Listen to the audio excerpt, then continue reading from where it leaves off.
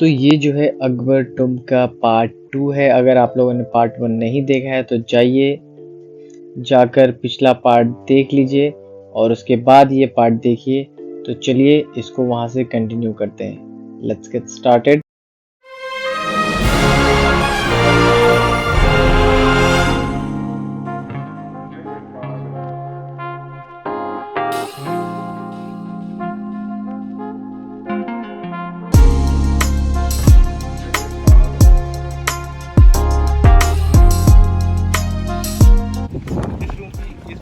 खासियत है गायब हो जाता है, सिर्फ मकबरा रह जाता है, क्योंकि अकबर ने इस बिल्डिंग के ऊपर के जो 4 स्टोरीज थे एज ए पैलेस डिज़ाइन कराई और नीचे ग्राउंड फ्लोर का पूरा बिल्डिंग अपनी डेथ के बाद की प्लानिंग के हिसाब से एज ए वरियल प्लेस डिज़ाइन कराई। तो अभी आप देख रहे हैं ऊपर का पूरा बिल्डिंग जो है गायब हो चुका है। हाँ। और लगता ही नहीं कि ये कोई 5 स्टोरी बिल्डिंग है। हाँ। वो जो बिल्डिंग वहाँ से ब्यूटीफुल बिल्डिंग दिखाई दे रहा था, पैलेस दिख रहा था, वो पूरी तरह से गायब हो चुके हैं। ऐसा लगता था कि कहीं दूर होंगे। हाँ। लेकिन वो इसी के ऊपर है। इस तरीके से डिज़ाइन कराया गया है इसे पास आने से दूर रह जाता है, पैलेस पूरी तरह से गायब हो जाता है।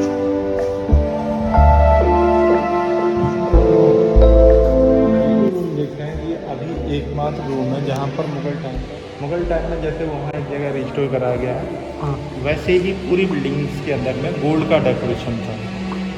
यहाँ 29 चैप्टर कुरान से लिखा गया है। वहाँ छोटे छोटे होल जो दिखते हैं उनमें डायमंड छोटे छोटे जिन्हें निकाल दिया गया, उनकी खाली जगह छोटे छोटे होल। अभी क्या हम टूम के उधर जा रहे हैं? टूम में जा रहे हैं। बाहर कितना भी टेम्परेचर है बट अंदर पूरा ठंडा है। ये दोनों तरफ ये टनल्स होते थे जो अभी बंद कर दिए गए।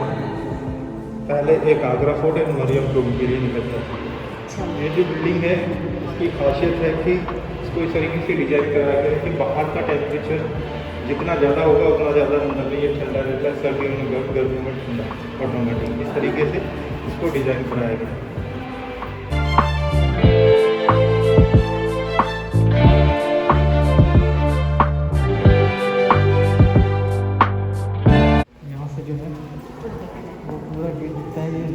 दिख नहीं पा रहा कैमरे में बट पूरा दिखता है।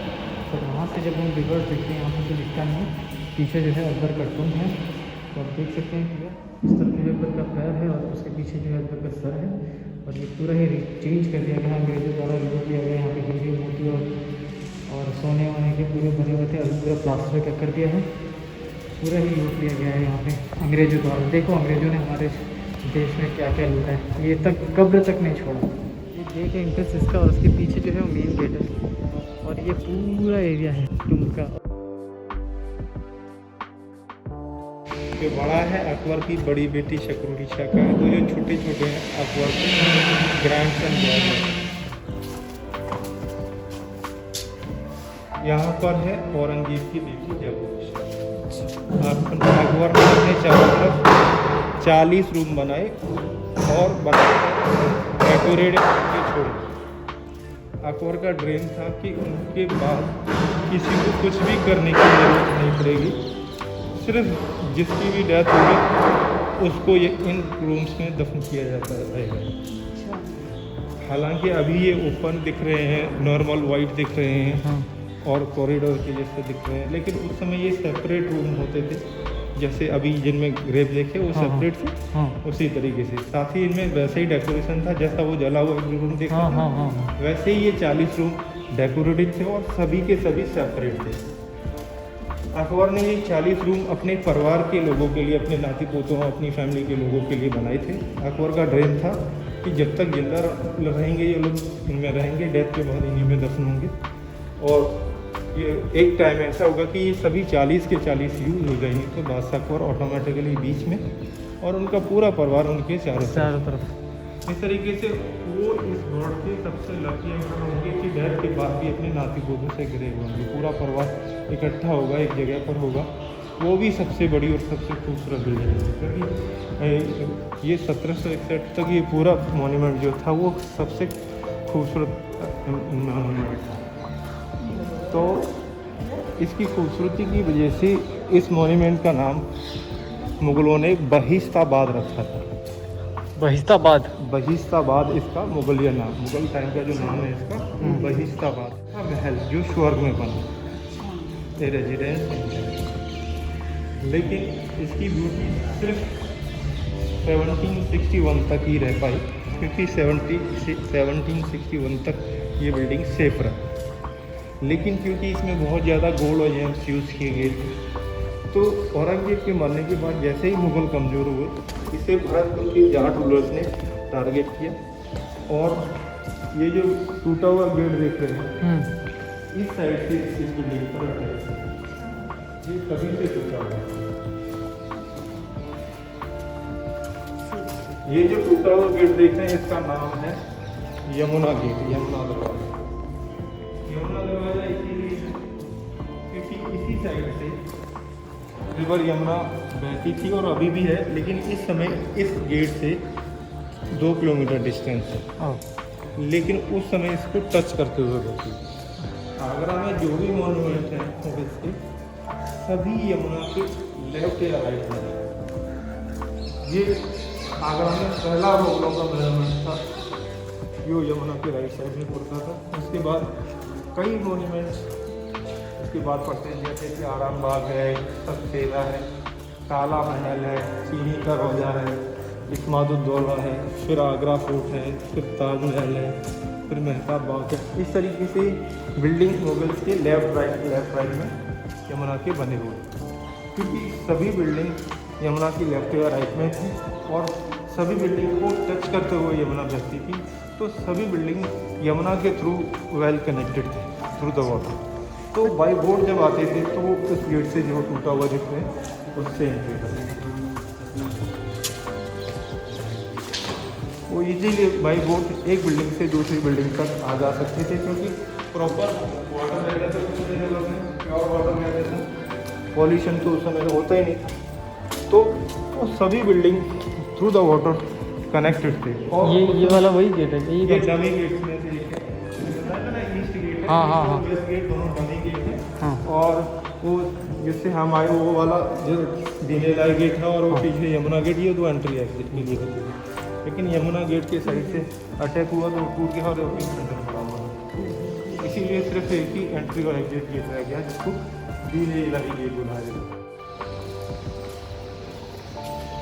ये जो देखते हैं ये एक अननोन विलेज है, जो किसी मुगल फैमिली की किसी भी पर्सन की नहीं है। इसके बारे में ये कहा जाता है कि ये एक ऐसे बच्चे की है जिसे अंग्रेज़ों ने जंगल से शिकार करते हुए जानवरों के साथ से पकड़ा था। यानी डायरेक्ट अगर कहें, जिससे ज़्यादा समझ में आए, तो अगर डायरेक्ट कहें तो ये एक मोगली की कब्र है। अच्छा। असल में जब 1905 में लॉर्ड कजन ने इस बिल्डिंग में जो कुछ था वो उसे निकाल कर इसे नॉर्मली मेंटेन कराया, तो उसने देखा बहुत बड़ा खूबसूरत कैंपस है, क्यों ना इस पूरे कैंपस को अपने गेस्ट हाउस के तौर पर यूज़ करें। तो उन्होंने अलग से एक बिल्डिंग बनाया और ये पूरा campus as a guest house use किया। उनके VIP VVIP यहाँ स्टे करते थे। और समय रॉयल लोगों का शौक़ होता था हंटिंग का, उन्हें एंटरटेन करने के लिए हंटिंग पर लेके जाते थे। तो उन्होंने हंटिंग के दौरान उन्होंने देखा कि जंगली जानवरों के साथ कोई इंसानी बच्चा रहता है और उसका पूरा जो बिहेवियर है वो जानवरों के जैसा है। जानवर उसे अपनी फैमिली यानी अपने बच्चों की तरह रखते हैं और वो अपने फैमिली की तरह उन जानवरों के साथ रहता है। और उसका सब कुछ जो है एक तरीके से वो भी जानवर है, लेकिन उसका जो स्ट्रक्चर है या बॉडी स्ट्रक्चर है वो जानवर इंसानों के जैसा है। और इसे देखकर अंग्रेज जो है वो बहुत ज़्यादा आश्चर्यचकित हुए कि ऐसा कैसे पॉसिबल है कि जंगली जानवर इंसानी बच्चे को पाल रहे हो और उसे अपनी फैमिली की तरह बच्चे की तरह ट्रीट करते हैं, और वो भी अपनी फैमिली की तरह उनसे रहता है और उनकी भाषा को समझता है और उनकी तरह की आवाज़ निकालता है। अंग्रेजों की ये थिंकिंग थी कि अगर किसी भी तरीके से इस बच्चे को पकड़ कर और इस पर रिसर्च की जाए और किसी भी तरीके से इसे ट्रेंड करके इंसानी भाषा को सिखा दिया जाए, तो इसके थ्रू हम जानवरों के साथ कम्युनिकेट कर सकते हैं। और ये एक बहुत बड़ी रिसर्च होगी जिसके थ्रू हम जानवरों को अगर कम्युनिकेट कर लेंगे, उनकी भाषा समझेंगे, उनकी भाषा अपनी उनको समझा पाएंगे, तो एक बहुत बड़ी डिस्कवरी होगी। और उसके थ्रू वो जानवरों के साथ कम्युनिकेट करने के बाद उनको लड़ाई के लिए, जासूसी के लिए यूज़ कर सकते हैं। और ये अपने तरह की बहुत बड़ी उपलब्धि होगी उनके लिए, क्योंकि अभी तक कोई नहीं जानता कि जानवरों की भाषा क्या है, वो किस तरीके से बात करते हैं, किसका क्या मतलब होता है। और वो अगर इसमें सक्सेस होंगे तो एक बड़ी उपलब्धि, बहुत बड़ी पावर उनके हाथ लग जाएगी, और जिसके थ्रू वो बस पक्षियों को लड़ाई के लिए, जासूसी के लिए यूज़ कर पाएंगे। तो उन्होंने उस बच्चे को किसी भी कीमत पर पकड़ा, यहाँ रखा, उस पर रिसर्च किया, और उस पर रिसर्च यहाँ काफ़ी टाइम तक चलता रहा। उसके बाद उस पर एक अंग्रेज ने बुक लिखी जिसे जंगल बुक नाम दिया गया, और बाद में उस पर एक कार्टून सीरियल बना जो काफ़ी फेमस हुआ, और उस सीरियल में उस बच्चे को मोगली नाम दिया गया। लेकिन असल में जब उसकी डेथ हुई तो यहाँ इसको दफन किया गया, ये उसका कब्र है। यहाँ जो बड़ा देख रहे हैं अकबर की छोटी बेटी आराम बानो का है, जो छोटा देख रहे हैं ये अकबर जहांगीर की फर्स्ट वाइफ मान भाई के बेटे का है। इस तरीके से अकबर सहित यहाँ पर 7 मुगल फैमिली के लोग हैं और एक वो है, और ये दूसरा गेट है ऊपर जाने के। ये फाउंटेन्स हैं जो कहीं कहीं एक दो ही रह गया, इस तरीके से कई सारे इसमें होते थे, उसमें होते थे, और अक्सर ये गर्मियों में चलते रहते थे, और टैंक भरने के बाद इनका पानी इन वाटर चैनल से होता हुआ गार्डन में जाता था, और जहाँ से भी नीचे गिरता था वहाँ पर ये वाटरफॉल का व्यू क्रिएट था। उधर काले काले वो डॉम जैसे दिख रहे हैं, वो उस समय जो अस्तबल जो होते थे ना, वो घोड़ों के लिए आते थे, उनके लिए वो बिल्डिंग।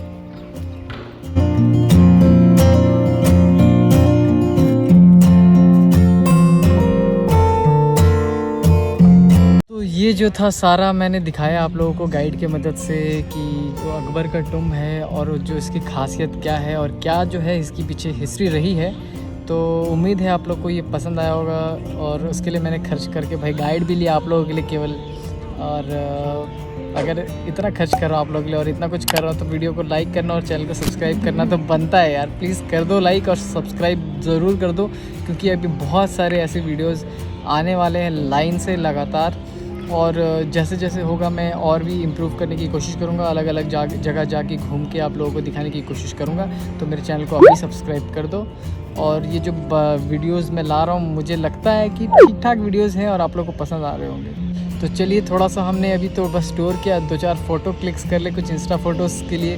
तो इंस्टाग्राम के नाम से याद आया दोस्तों कि मुझे इंस्टाग्राम पे भी फॉलो कर ले @तकनीकी रोशन। तो फिलहाल मैं इस एनवायरनमेंट का और इस वेदर का जो है लुत्फ़ उठाता हूँ। हालांकि बहुत गर्मी है, लुत्फ़ उठाने लायक कुछ है, बट यहाँ पे आके जो हिस्ट्री को सुनने को मिला उससे मन की शांति। और वहाँ पे आप देख सकते हैं कि यहाँ की जो खासियत है, स्पेशलिटी है हिरन, डियर। इसलिए हम जो है यहाँ पे हिरन्स घूम रहे हैं, हिरन्स मोर है, हिरन है, बंदर है, सारा जंगल तो इधर ही समाया हुआ है। और ये अद्भुत नज़ारा है यहाँ पे।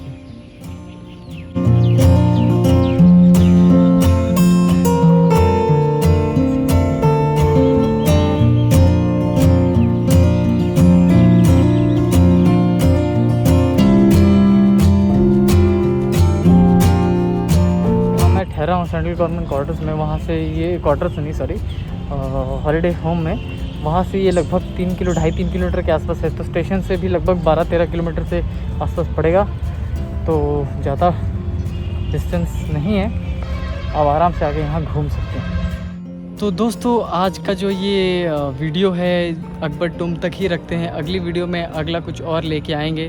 तो अगर आप लोग को ये वीडियो पसंद आई है तो इस वीडियो को लाइक कीजिए, शेयर कीजिए, सब्सक्राइब कीजिए, और बगल में जो बेल आइकन है उसको दबा के ऑल पे प्रेस कर दीजिए, ताकि मेरे वीडियोस की सारी नोटिफिकेशन आपको जल्द से जल्द मिलते जाए। और मुझे इंस्टाग्राम पे भी फॉलो करना ना भूलें @तकनीकी रोशन। तो चलिए दोस्तों, मिलते हैं आपको किसी अगले वीडियो में, अगले ब्लॉग में, और सब्सक्राइब करके रखिए ताकि अगला ब्लॉग और भी अच्छा होने वाला है।